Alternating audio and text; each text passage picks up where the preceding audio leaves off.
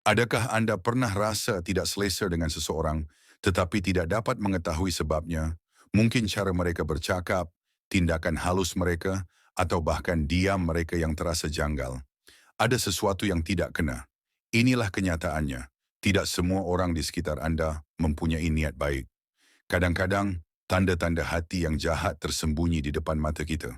Islam mengajar kita bahawa teman yang buruk boleh merosakkan jiwa kita lebih cepat daripada yang kita sedar.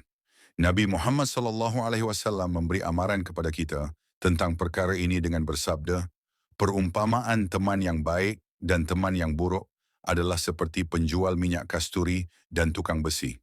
Penjual minyak kasturi akan memberi Anda hadiah minyak kasturi, atau Anda akan membelinya daripadanya, atau sekurang-kurangnya Anda akan menikmati baunya yang harum.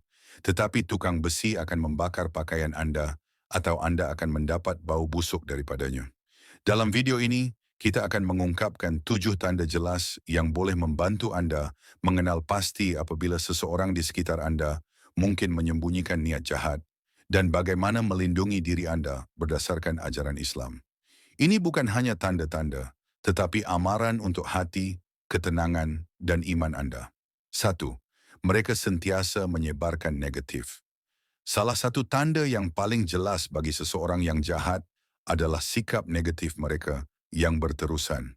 Tidak kira betapa baiknya situasi, mereka akan sentiasa mencari cara untuk mengkritik, merungut, atau menjatuhkan orang lain.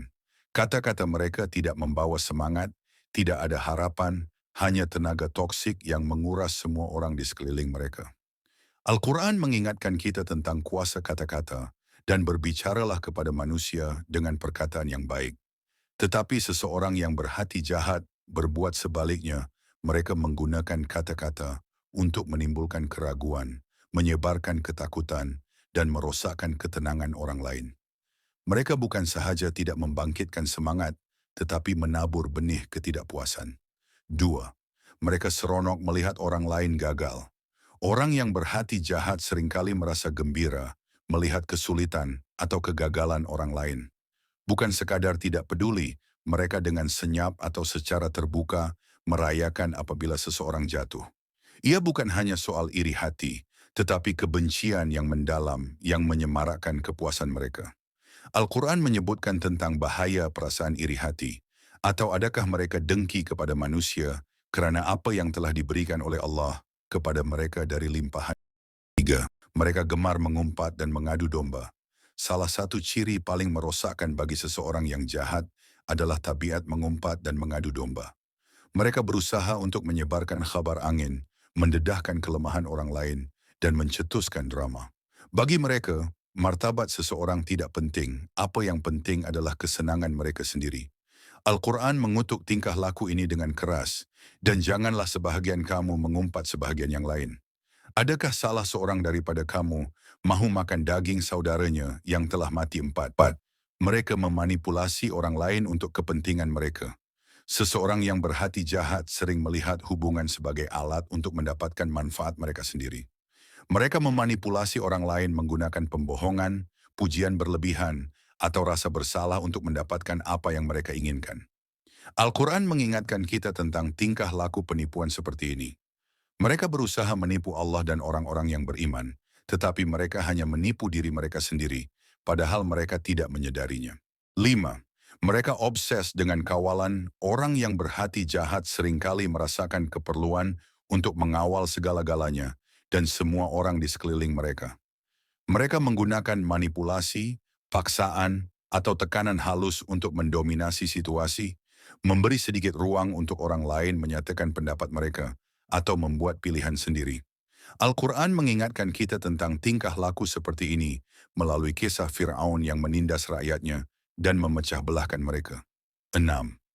Mereka sentiasa mencari perpecahan. Adakah Anda pernah perasan bagaimana setengah orang kelihatan suka mencipta perpecahan?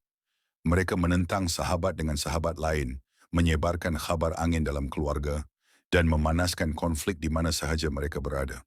Seolah-olah matlamat mereka adalah untuk melihat hubungan runtuh. Al-Quran mengingatkan kita supaya berpegang teguh kepada tali Allah dan tidak berpecah belah. 7. Mereka tidak menunjukkan penyesalan atas tindakan mereka.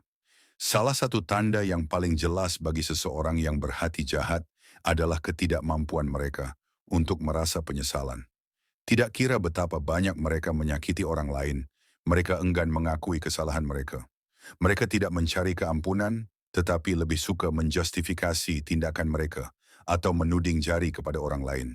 Al-Quran mengingatkan kita bahawa orang yang enggan bertaubat adalah seperti orang yang membuat kekeliruan dan berbohong tentang Allah. Sebagai penutupan adalah penting untuk diingat bahawa mengenal pasti tanda-tanda ini bukan sahaja untuk melindungi diri daripada orang lain, tetapi juga untuk bermuhasabah diri sendiri. Tiada siapa yang sempurna dan mungkin ada sebahagian daripada sifat-sifat ini yang wujud dalam diri kita juga. Tetapi inilah keindahan Islam rahmat Allah adalah tiada batas dan tidak pernah terlambat untuk berubah. Al-Quran mengingatkan kita, wahai hamba-hambaku yang telah menzalimi diri mereka sendiri, janganlah kamu berputus asa daripada rahmat Allah. Sesungguhnya Allah mengampuni segala dosa. Sesungguhnya Dia Maha Pengampun, Maha Penyayang. Jika Anda mengenali mana-mana sifat ini dalam diri Anda, ambillah ini sebagai peluang untuk kembali kepada Allah, mengakui kesalahan, memohon keampunannya, dan berusaha untuk menjadi lebih baik.